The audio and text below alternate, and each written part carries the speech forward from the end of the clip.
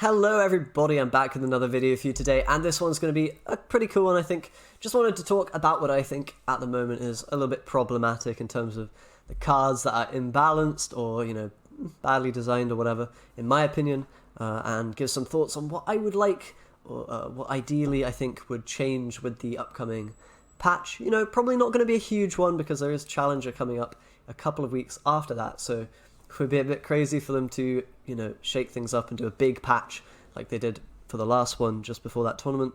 So, we can maybe expect a few little changes, but I'm going to give some ideas on what I think the problem is. Other people have talked about this a lot already, and I'm probably in agreement with most people there. And yeah, give some ideas on what I think could change, and hopefully, we'll see that happen, and we'll be able to enjoy a bit of a different meta after the patch. But, yeah. Kind of the obvious place to start that a lot of people have been complaining about. There's this whole meme on Reddit, I guess if you could call it that, with Dijkstra being the 4th most played leader.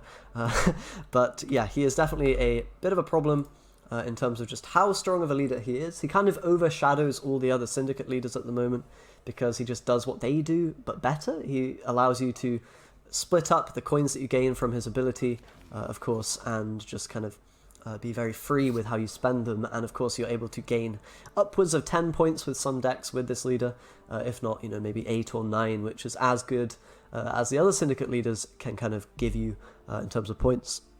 So really he's just overtuned, and his ability is allowing you to get carryover as well from playing crime cards, which, isn't great news when you already have a lot of carryover being generated in Syndicate. He is kind of getting even more on top of that, which leads to, just generally overshadowing the other leaders and probably being a bit too strong in general, making Syndicate as a faction a bit too strong compared to the others. So there's a few ways you could change him, and I've got a couple here that I think would be quite decent. So really the problem is that carryover aspect to him that makes him so strong.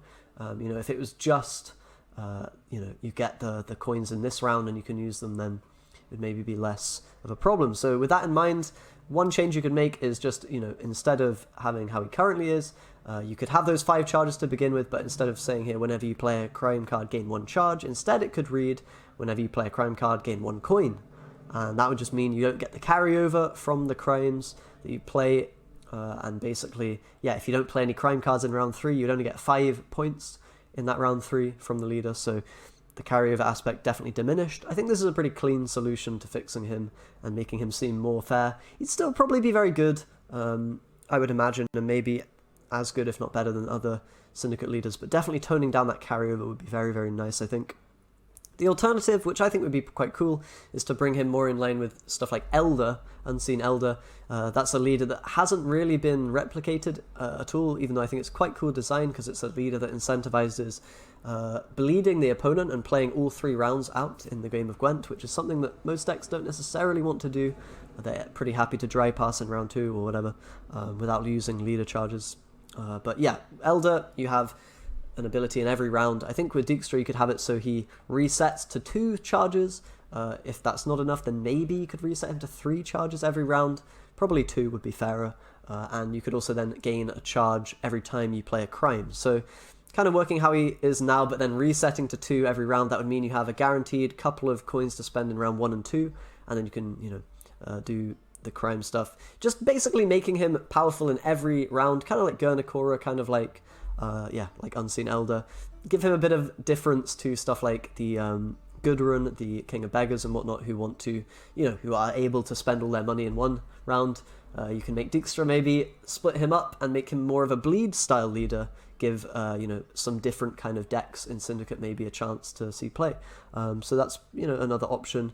You could even, as I said, you could make him reset to 3 charges every round. That would be very strong because he'd have a base of 9 points with more from crimes. If you did that, you could maybe lower his provision cost down so that you get a weaker deck when you play him. So those are some ideas on Dijkstra, but he definitely needs some kind of little rework, not anything massive. You want to kind of keep the theme of, I think, having those coins, and then whenever you play crimes you get more.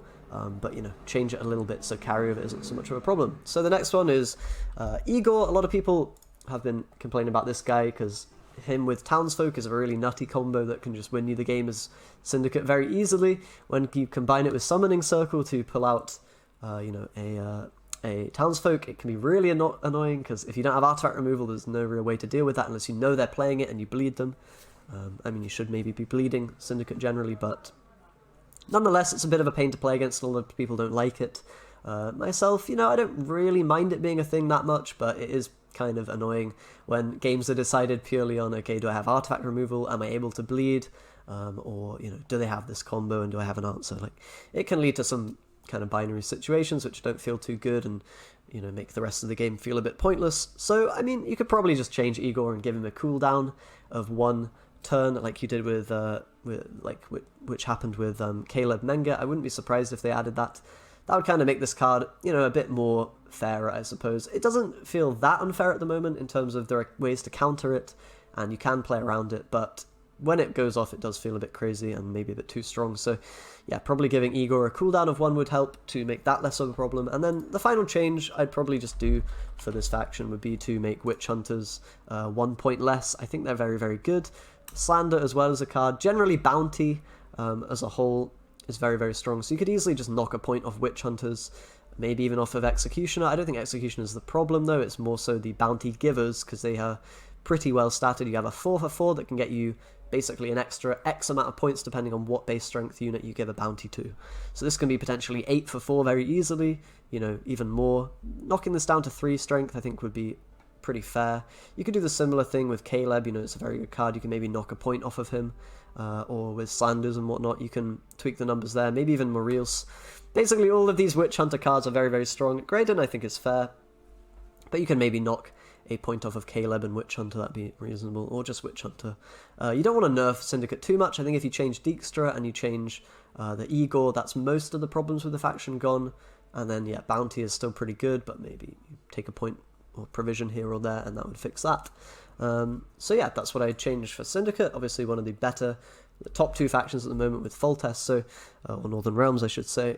So with Foltest, there are a lot of cards to talk about. Firstly, with Foltest, I would just change him back to how he was, I think. You can take 1 point off of his ability, make him boost by 1, and give a unit Zeal instead of by 2.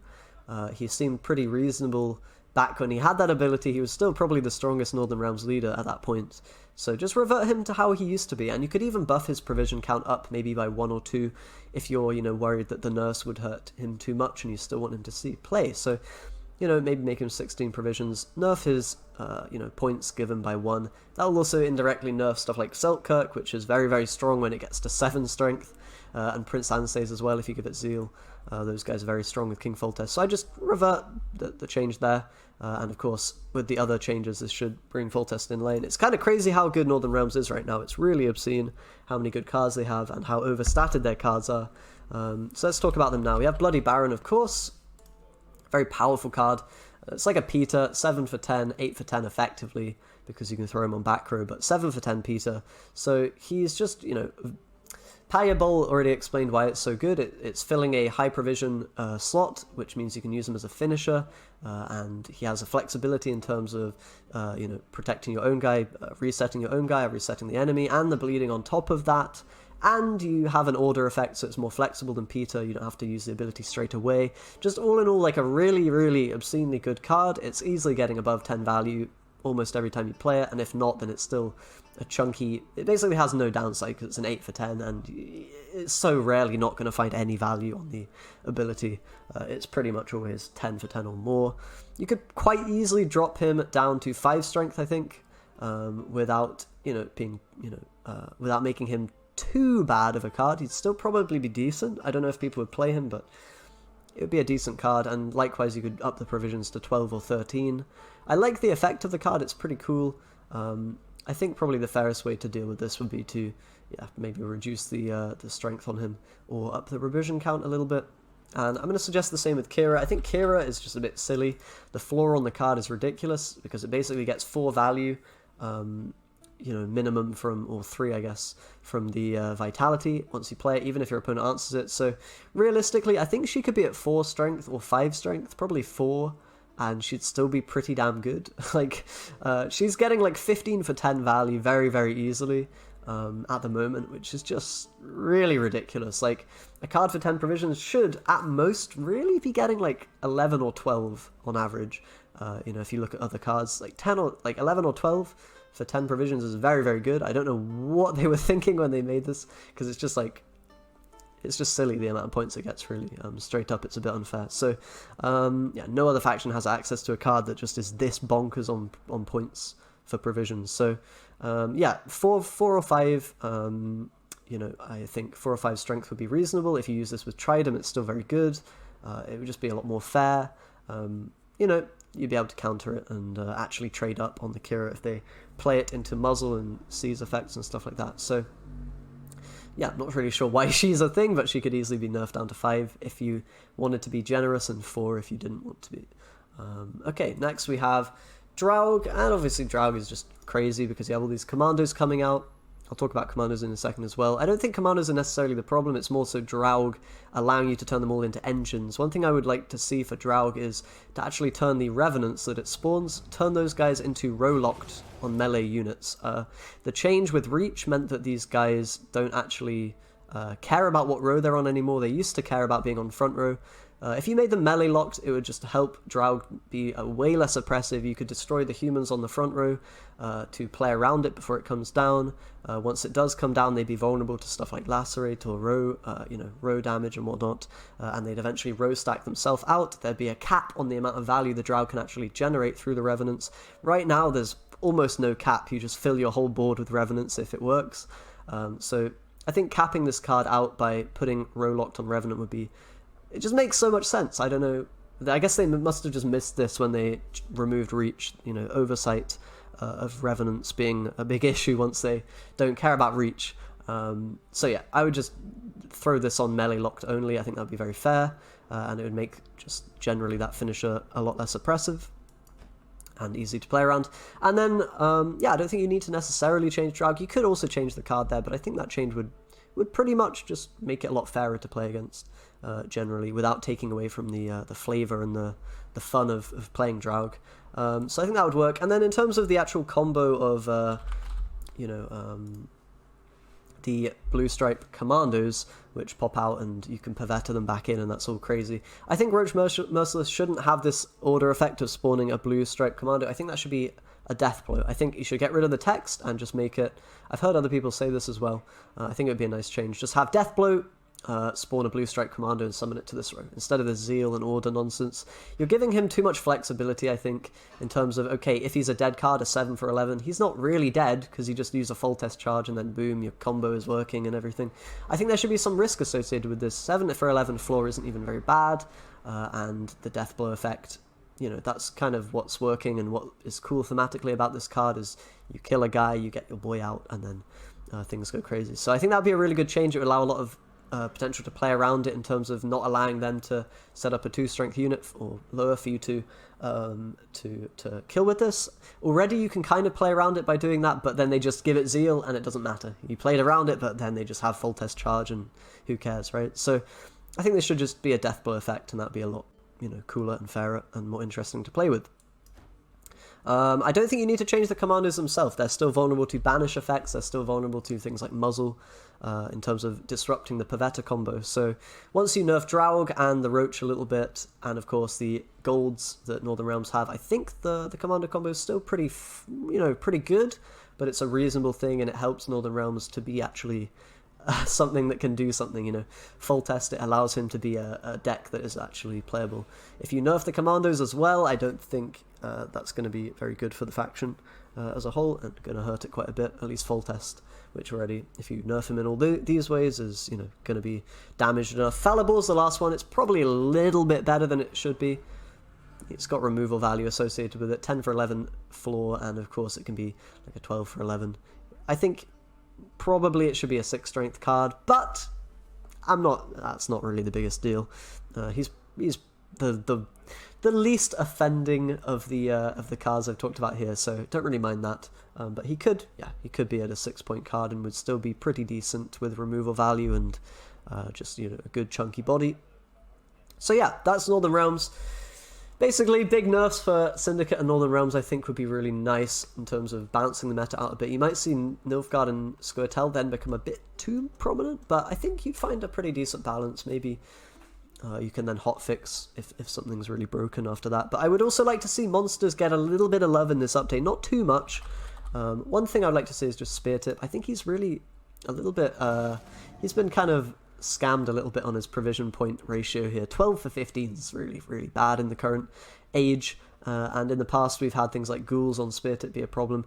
Now you only have Osrel that can eat him, so he's not as big of an issue as he used to be, should we say. So I think you could easily make him 14 provisions or 13 strength without that being an issue. Everything's been power crept quite a bit, so I'd like to see this card just get a little bit stronger than it is right now. I guess other Spear Tip's okay where he's at. You don't necessarily want to make him a 10 for 10, but you could do that.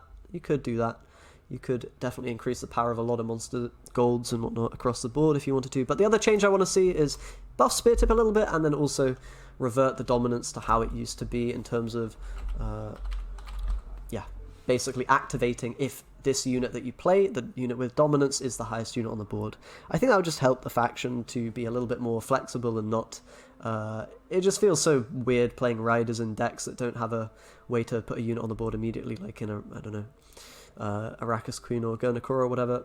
And yeah, basically we give some love to Woodland and whatnot and make the dominance archetype a little bit more playable. I don't think it would be overpowered in any way now since everything else is stronger across the board, and it's a little bit more intuitive maybe having dominance work how it used to.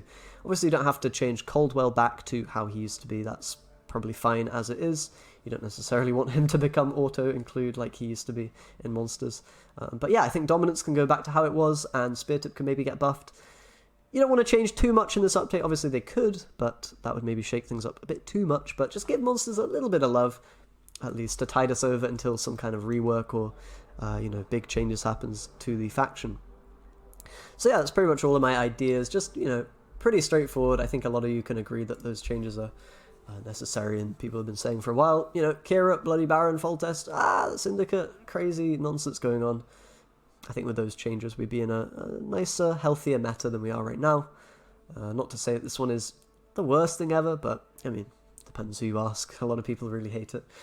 I've been, surviving it, I suppose you could say, without too much problem. But, yeah, that's pretty much going to do it for me today. Hope you guys enjoy. Let me know what you think down below, of course, as always, and do subscribe for more videos. I will see you guys next time. Bye.